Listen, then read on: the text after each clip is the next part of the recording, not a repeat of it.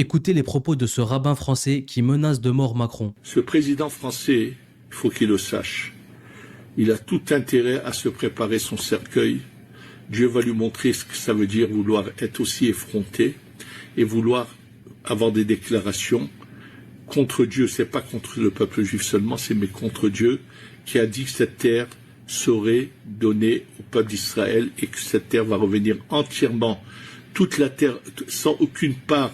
Ces gens qu'on appelle ces Palestiniens qui sont des nomades qui étaient de passage, qui se sont installés là, je leur conseille vivement de se dépêcher de faire leur bagage et de s'en aller parce que ils ne pourront pas rester dans cette terre-là, quoi qu'il arrive. Est-ce que Retailleau va faire la même chose que Darmanin, où il avait expulsé 2 imams qui avaient mal parlé de la France? Ou bien ça va encore être l'éternel 2 poids 2 mesures? Parce que ce rabbin, il est français, hein. David Daniel Cohen, il s'appelle. Regardez, hein. Rav David Daniel Cohen est un collaborateur de l'association française Torah Box, domicilié à Villeurbanne. Son financement est assuré principalement par l'argent public de la France et des Français. Subvention plus défiscalisation des dons. Et un imam qui avait dit aux gens de ne pas semer la zizanie avec les drapeaux pour des matchs de foot, car l'amour ou la haine d'un drapeau ne vous servira pas dans l'au-delà, s'était fait expulser le lendemain sans procès. Un rabbin qui menace de mort un président n'aura rien. Et ça, c'est scandaleux. Bonjour Bruno Retailleau. Menace de mort proférée par un rabbin sur le président de la République. Ça suffit pour vous faire réagir ou vous n'allez encore rien dire parce qu'il est juif? Et justement, en parlant de Retailleau, il veut expulser un homme qui a souillé un monument de la France. Regardez ce qu'il a fait.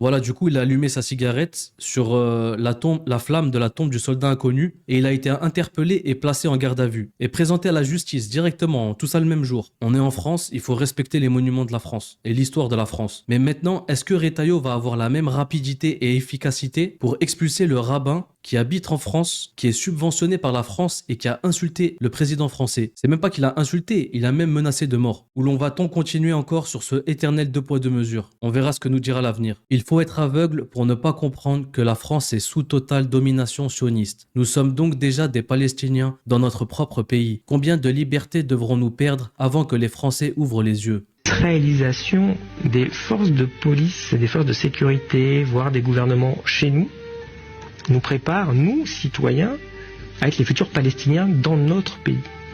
Vous parlez de l'israélisation de la police, par exemple en France. Est-ce que c'est de par les méthodes ou c'est un mode de pensée? Il y a un peu les deux. Mais regardez la facilité avec laquelle on s'est mis à éborgner les gilets jaunes chez nous. Macron, le libéral, le progressiste. Et là,